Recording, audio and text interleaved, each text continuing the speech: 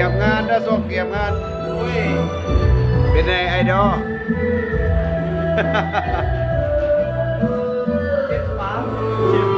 มือมิก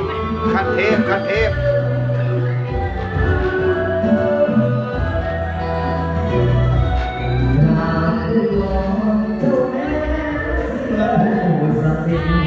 จงสวยเมตเกียบเจ้าหัวไม่เกียบเจ้าหัวไม่เอามาคุณละจอกก่อนเนาะ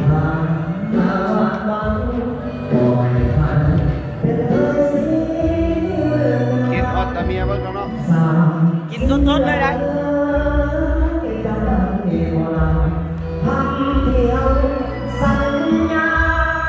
สิลมมันฟ้า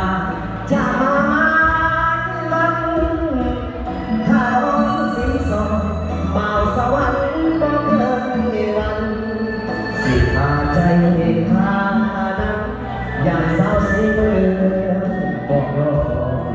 บนที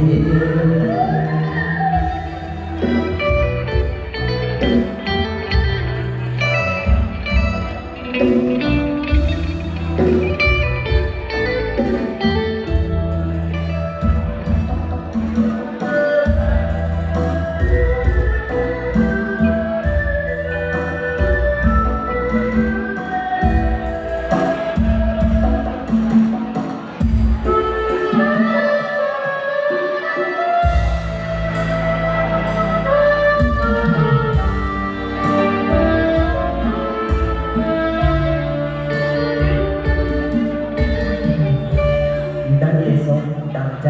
ดังปรารถนาที่ได้มาสมปรารถนาดังใจสุดทนอความรักนี้ใหญ่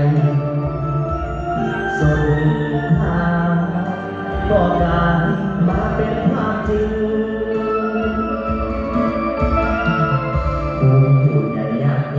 ให้ความบอกดอกญาติพี่น้องสมปองอุดมทุกสิ่งให้ความสำคัญเคียงผู้สายทุกสิ่งจึงมีพิธีแต่งงานเป็นผัวเมียอยู่จนเฒ่าจนแก่พ่อแม่วางใจขอให้สลายจะอยู่คู่กันตราบมาแสนนานจนสู้ชีวิตสู่ความสวัสดิสลายขอบใจทุกคนที่มาวันนี้เพื่อเป็นสักขีแต่งดองทั้งยิงและสักตาขอให้โชคดีมีสุขสบายแต่วันนี้ไปขอให้โชคดีโชคดี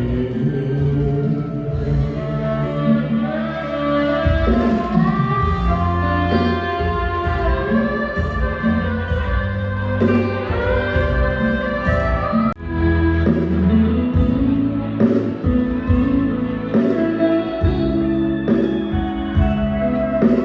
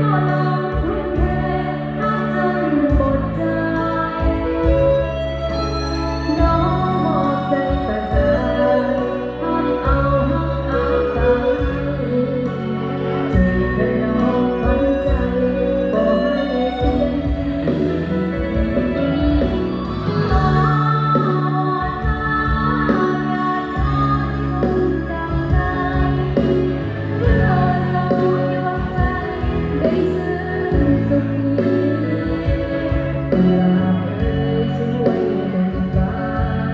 ได้บุญวิญญาณของที่ทรงเป็นกุลสตรีที่งามพิไลโอ้อย่าร้อนทรงจำได้เพื่อทรงความใจได้ซื่อสัตย์อยากเอ่ยช่วยดลใจให้วิญญาณของที่ทรงเป็นกุลสตรีที่ง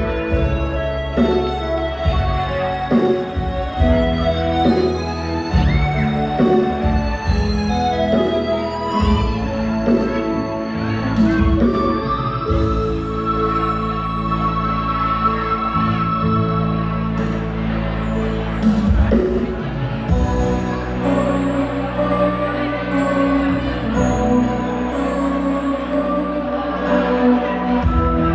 ล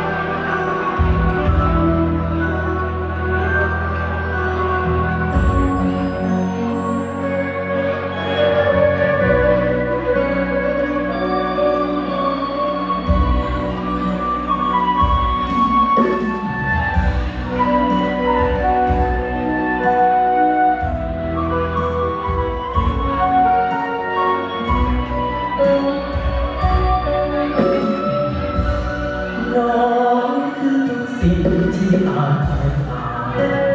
จะนิ้วคนสีวาฝันในรักแน่แต่เห็นยิ่งละนารักโกหัวใจปักก็อยากแน่หลงไหลเพียงแต่น้องนี้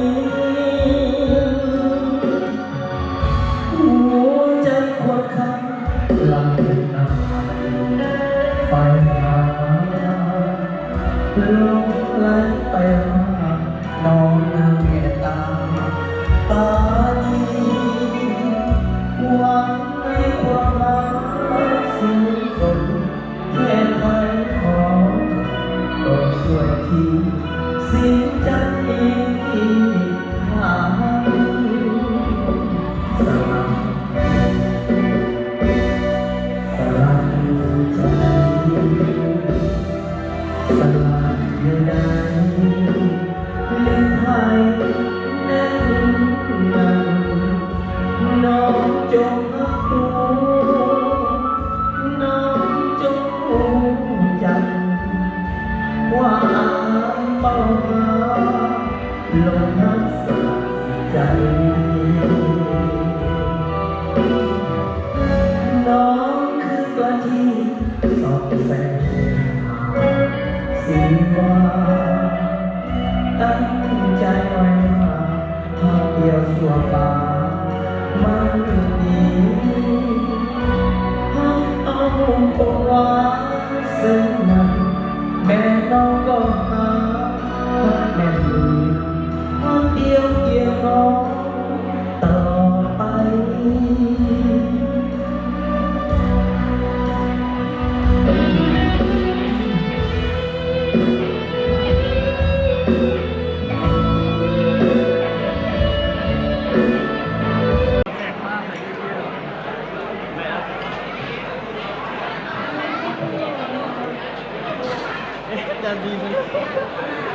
สุขสันต์วันนี้มาทุกฝ่ายประธานเขตที่ไม่เกียรติทุกท่านที่เขามองมากันนี้ประธานเขตที่ไม่เกียรติท่านที่ท่านชายทางสุภาพบุรุษและทางสุภาพสตรีทุกทางพวกเขาผู้และเขาแก่กันกันแล้วมาเมื่อนี้เป็นงานวิวาห์มหามงคลเป็นการสลับของส่วนระหว่างน้องสั้นๆคำเฮืองพระองค์กับน้องนางอ้อยบุญทลากระเทวทั้งสองได้คบหาเบิ่งใจกันเป็นเวลาโดนนานพอสมควรมาถึงปัจจุบันนี้ได้ตัดสินใจก้าวเข้าสู่ประตูวิวาห์เป็นฝักเป็นฝา โดยภายใต้การเห็นดีเห็นพ่อของเท่าแก่ลูกจ่าทั้งสองกับสองไทยกันอีกตามความบังคับและอีกตามยิ่งของประเพณีดังนั้นเจ้าภาพทั้งสองกับสองไทยจึงถือโอกาสเลิกงานยามดีจัดพิธีตำราบาสีสุขวัญในทั้งสองขึ้นในวันเสาร์นี้ดังนั้นเจ้าภาพทั้งสองกับสองไทยจึงถือโอกาสเป็นเกียรติเยียนเซิร์ฟเอาประธานเกียรติที่ไม่เกียรติทุกทานเข้าร่วมในงานเลี้ยงณสถานีภัตตาคารแห่งนี้ฉะนั้นโอกาสเลิกงานยามดีเวลานาทีทองมาฮอดมาถึงกันแล้วโอกาสนี้ขอเชิญครูสมรสใหม่พร้อมด้วยเจ้าคนลูกตาทั้งสองกับสองฝ่ายก้าวเข้าสู่ด้านหน้าเวทีเพื่อเปิดงานอย่างเป็นทางการโอกาสนี้ขอเรียนเชิญ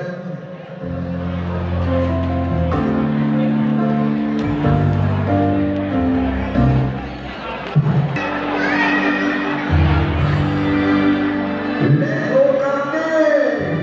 ครูสมรสใหม่พร้อมด้วยเจ้าคนลูกตาทั้งสองกับสองฝ่ายกำลังก้าวเข้าสู่เวทีแบบช้าๆขอเสียงตบมือดังๆดังๆจากประเทศที่เกียรติ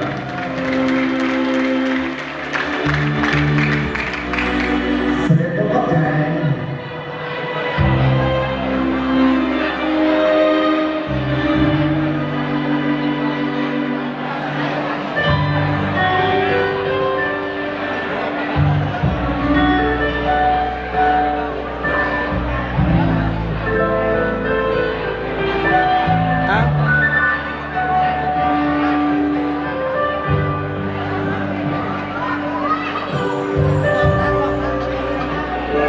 เจ้าภาพไทยอยู่กับซ้าย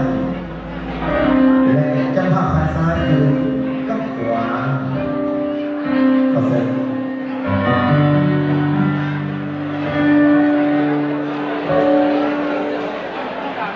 กติกาปัจจุบันผู้สุดใหม่พร้อมด้วยเจ้าคนลูกตาทั้งสองกับสองฝ่ายได้ก้าวเข้าสู่ด้านหลังเวทีเป็นเพียงน้อยและโอกาสนี้มอบหน้าที่ให้ทั้งสามภาคจัดสรรควรเป็นระเบียบเรียบร้อยและบันทึกภาพเอาไว้เพื่อเป็นที่ระลึกประเสริฐ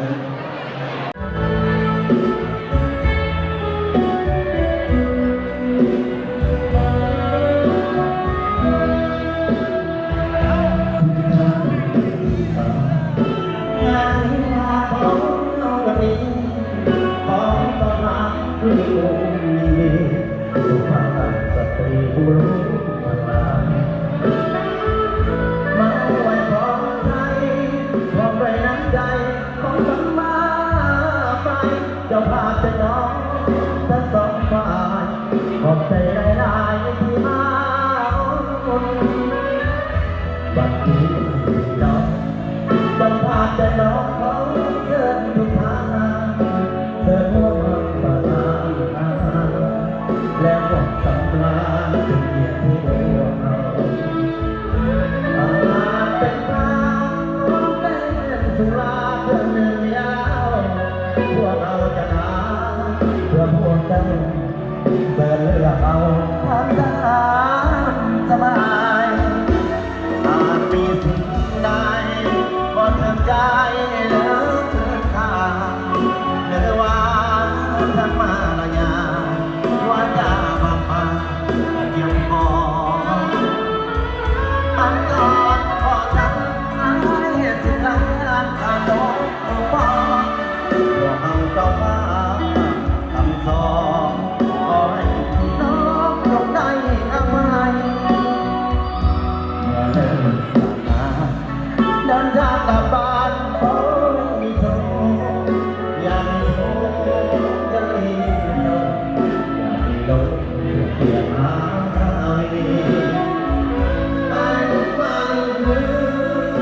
วันเดินนอนหลับฝันนี้ไม่เธอว่าใจเป็นเพื่อนที่เธอรักทุกคน ข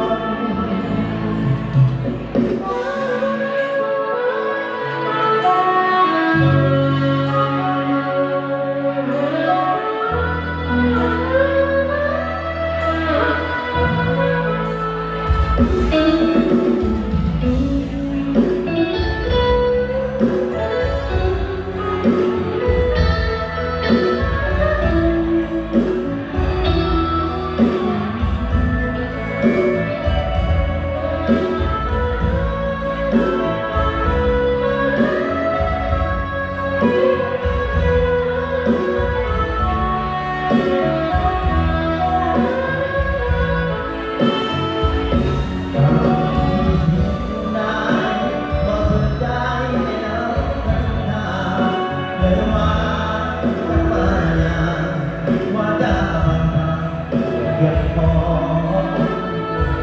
เอาเดินมาทางร้ายสิหลัง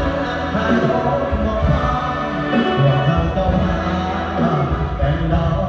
บ่ไม่มีดอกก็ได้อะไรแต่ถ้ากลับบ้านผมไม่ส่งอย่ามีทุกข์อย่ามีสุขอย่ามาเรียนอายุวันยืนวันคืนนอนหลับฝันดีให้ที่หัวเราได้เป็นเศรษฐีเงินล้านทุกวัน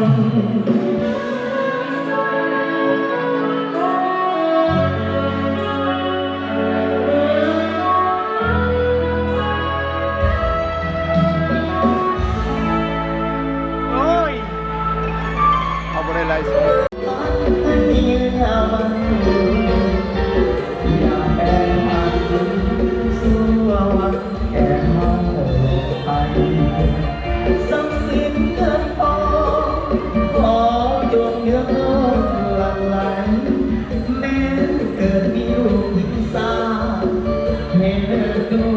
ปฏิภาบัดนี้ทั้งสองสมปองเป็นคู่กันแล้วได้เป็นผัวที่เมียแก่แน่แล้วสมควรสุขสันต์แม้ยามทางทางผิดปันอภัยให้กันดวงใจสองจนยึดมั่นอยากแต่พันผัวเดียวเมียเดียว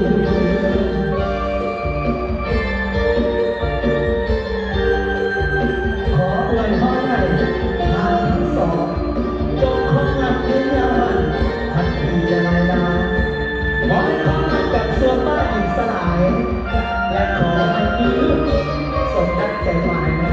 ขอให้ได้ยึดสายสมดังใจหมาย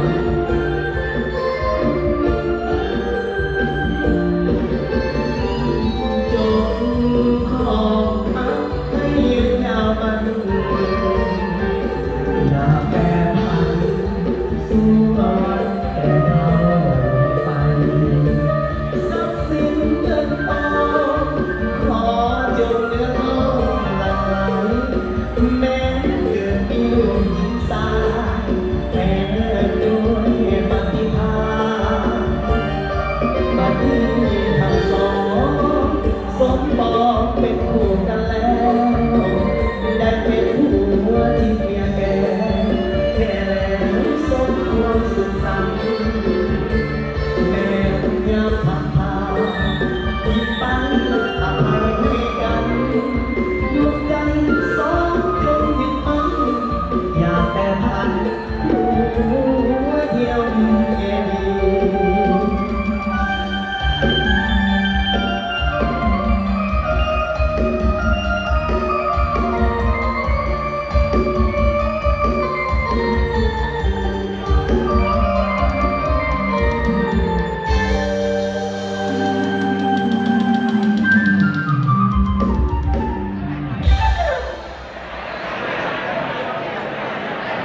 จ้า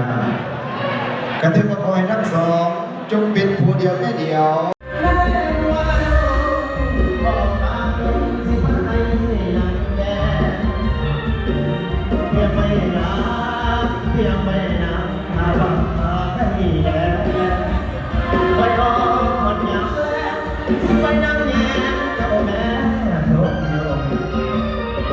เรามามี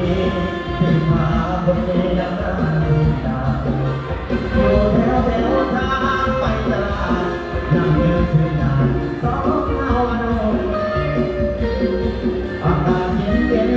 ผ้าน้องเลยไม่ยังบอดลงคอยได้แค่ส่งยศอย่าไปประกบกับคนอื่นนะ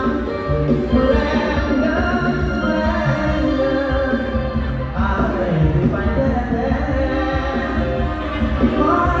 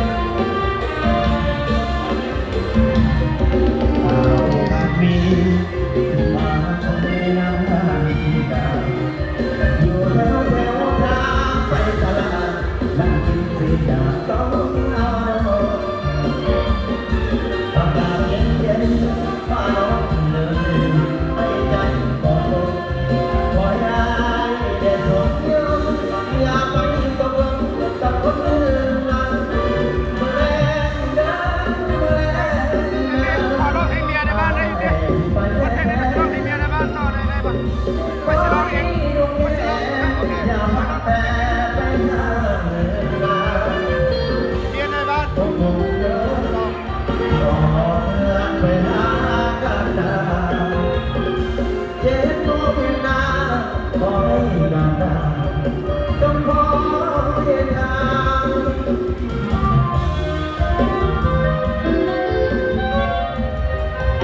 สลอสันติภาพขึ้นมาคงพนาทั่วดาวได้เพียงสียามเศร้าต้องแสงสุรีให้ทุกพันนี้หน่วยห้องส่งมาเห็นมนต์หมู่สัตว์กูนายิ่งใจเจิดมาสุขกูลาแท้เอ่ยย้อนมีก็นำสดใสผู้พามาไว้จึงแท้สดงดงามสันเหงาเพื่อนสวยงามสันเหงาเพื่อนสวยงามพอแพ้สงครามที่เธอพบพาตามมา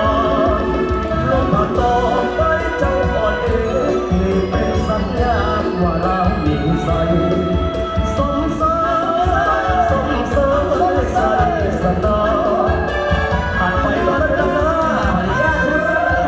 บจากคุณฟ้อนเดินตัวในตามมวลซื้อระวงสามัคคีและเป็นสิริมงคลแก่ผู้สร้างของครัวใหม่นะครับคืนนี้ก็แล้วกันเนาะหัวช่วยเดียวนา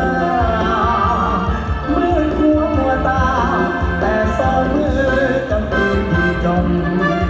เตรียมพร้อมหน้าที่ที่ทันเพื่อป้องปันภาษาพี่น้องเพื่อคนเราทั้งพ้องเป็นเจ้าของดินแดนอาณามองตรงหน้าตาหวังรอเป็นเสียงเงียบนอนแผ่ดังก้องทั่วท้องนาภาฝูงนกสักกุณาจะเว้าสัตว์ตัวเขายังมีเพียงขาสร้างจำขังโรคประสาทมือตัวตาแค่ทำหัวใจ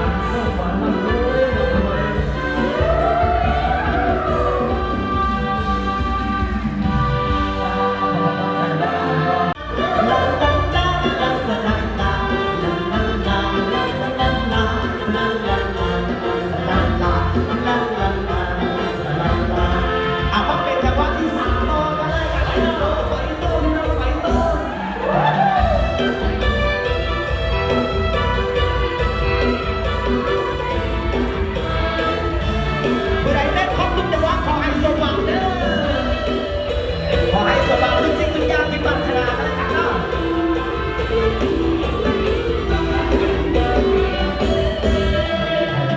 อันแสนหาแท้มองภาษาลาวผู้อาถรรพ์อยากมีสาวสวยงามเลี้ยงเดินเสน่ห์เสน่ห์ฝ่ายนั้นมันทั้งตัวนาเสน่ห์เวยามสาวเสียงหวานเอาและสมยังมือจังหวะเขาในดาเขียวน้ำมุมคูป่ามันต้นให้สายกระโดดดูให้กันยกว่าสาวบ้านเฮาจะเป็นเก่งแค่ไหนยินดาก่อนใจไปว่าเมียก่อนเก่งสาวสิบกว่ากินยังบ่ใส่จับน้ำอยู่พวกนี้ไรเย่ยิ่งโตโตแม่ลงพันมีหมองานเป็นสาวเป็นสาวก็ร้องแม่ก็ร้องสองปีแม่ห่วงเกินแต่ที่สามทหารเดือดตาทางกับโดนตากามาหุบหาโอ้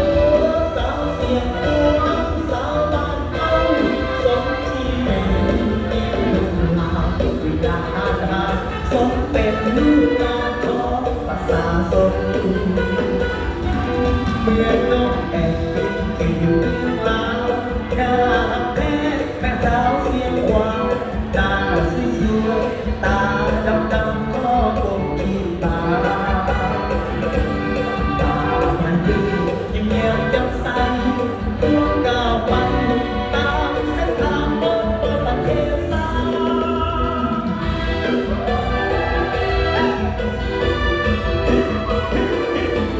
นี่คือความสามัคคีที่บ่ได้นัดหมายเด้อนั่นก็คือจังหวะลีลาโอ้ยมีแต่ผู้เล่นงามๆ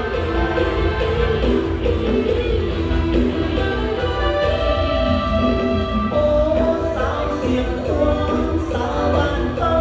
เธอที่เป็นอีนุ่มลาวเวลาทาสมเป็นลูกหลานของประชาชน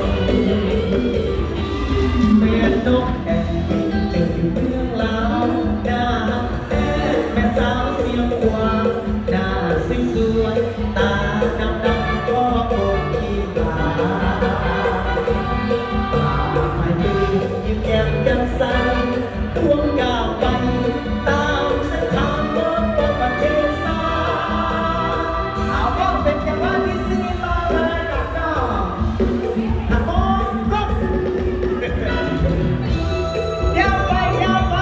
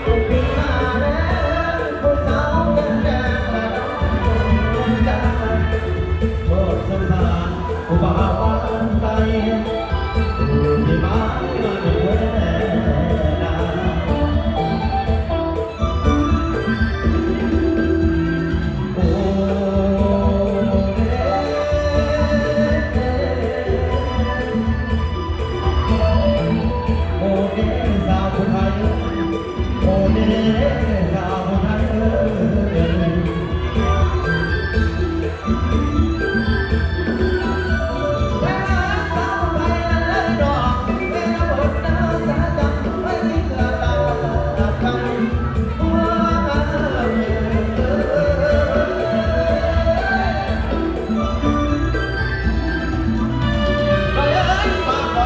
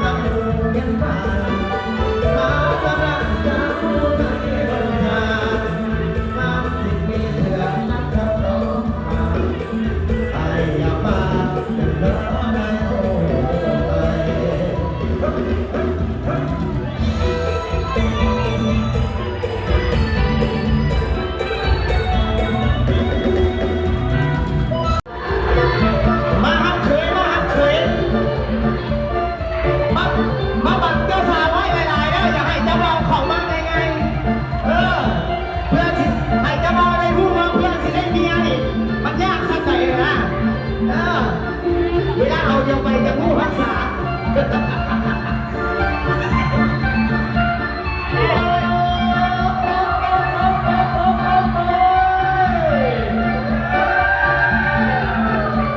หมูเพื่อนเจ้าบ้าออกไปไหนออกไปไหน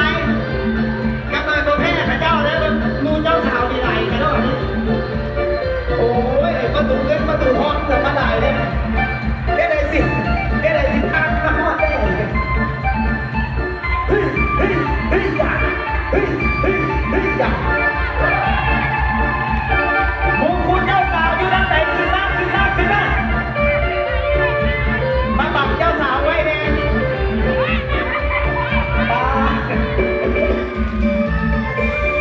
มาเลยพาแล้วลูกเคยมาเลยมาเกี่ยวพัดเอาลูกเคยเลย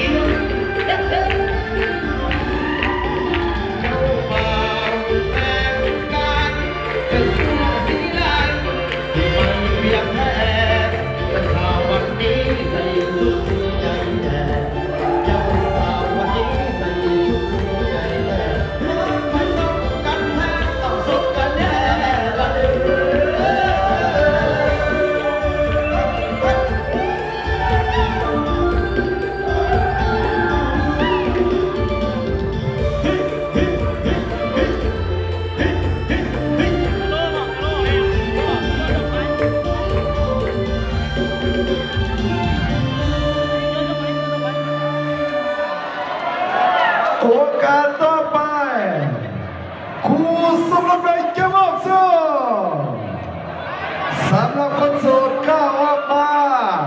ครูสุรนัยก้าวขึ้นถนนไปดีขอเซ็น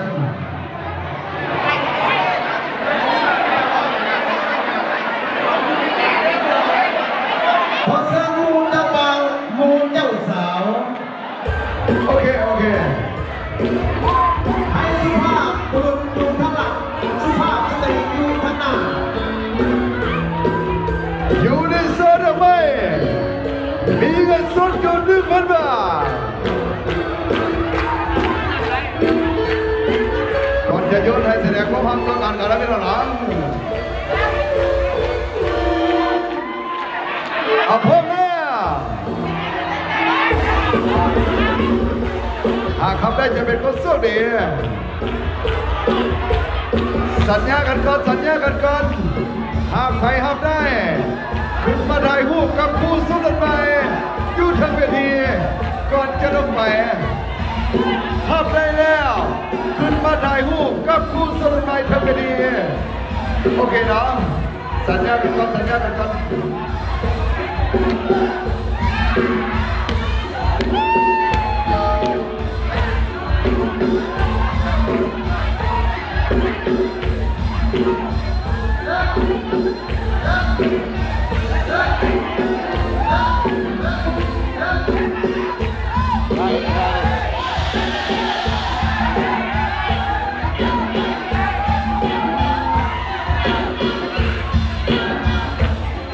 ทุกคนจะรับทำให้ข้อถามเยอะเลยนะ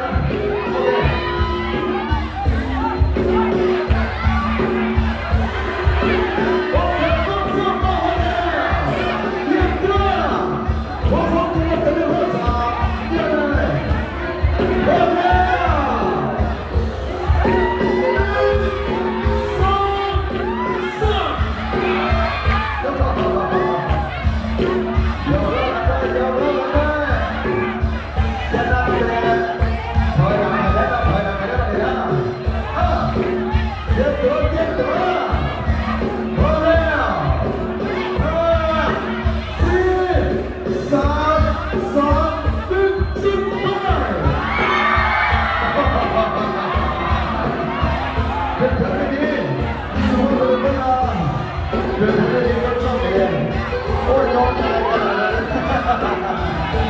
บันทึกภาพ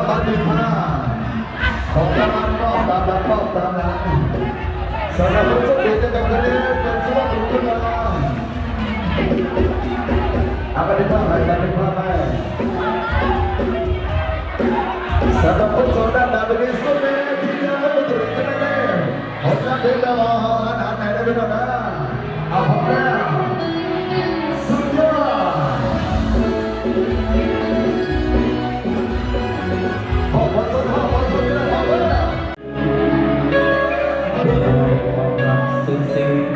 ยืนยันว่าสองไม้ออกเป็นคู่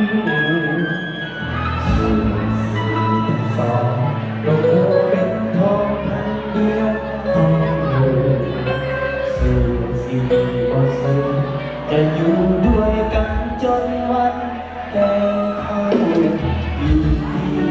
ชีวิตที่ว่ายังพิลุกตาก็มาถึงงานมาพูดใจกันสารฝันให้จัดเอาร้องซอยกันนานๆนะสักหน้าปล่อยกันทั้งสอ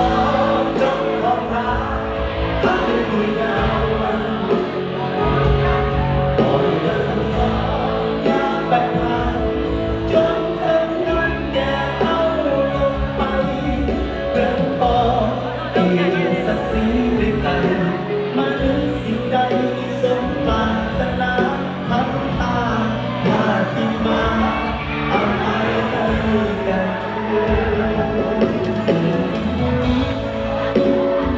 ร้อยปี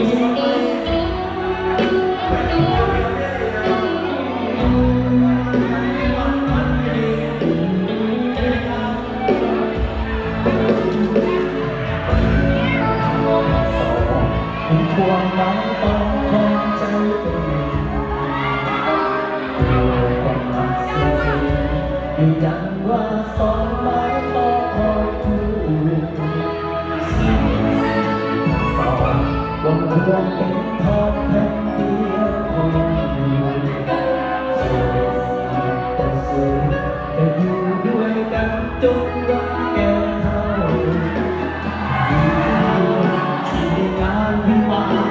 อย่าคิดลืมตา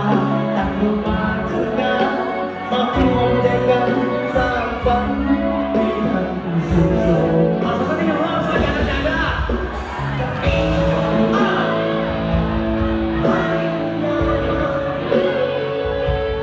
ขอให้เธอทั้งสองอย่าแปรผันจนถึงวันแก่เฒ่าลงไปเดินออกเกียรติศักดิ์ศรีกันมาถึงสิ่งใดสมปรารถนาทั้งพาขึ้นมาอภัยให้กัน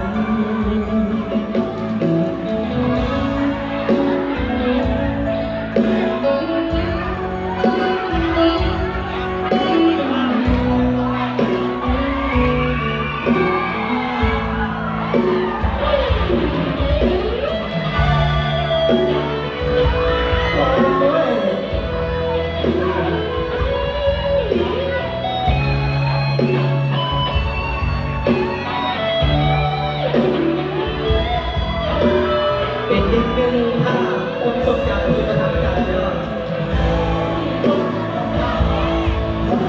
ยาวนาน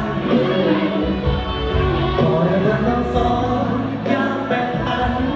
จนถึงวันแก่เฒ่าลงไปเงินทองเกียรติศักดิ์ศรีคือกันมาถึงสิ่งใดที่สมปรารถนาพันพาที่มาเอาไปให้กันขอให้เธอทั้งสองยกความรักให้ยืนยาวนานขอให้เธอทั้งสองอย่าแบ่งปันจนถึงวันแก่เฒ่าลงไปเงินทองเกียรติศักดิ์ศรีกันมาถึงสิ่งใดที่สมปรารถนาทางที่มาอภัยกันทั้งพาที่มาอภัยกั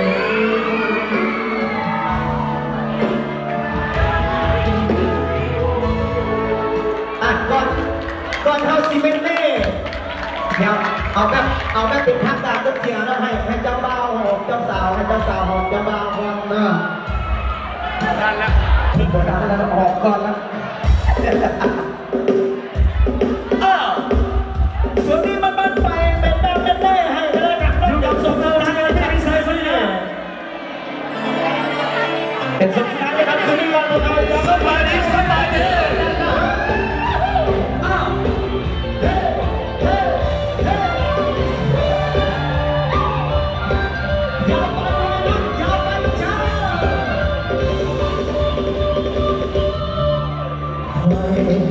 เดียวนะนึกว่าเคยเจอเพื่อนเจ้าบ้านนอกบรรยากาศที่ได้ออกมาทานกาวเบาๆเสื้อตอนบริการมี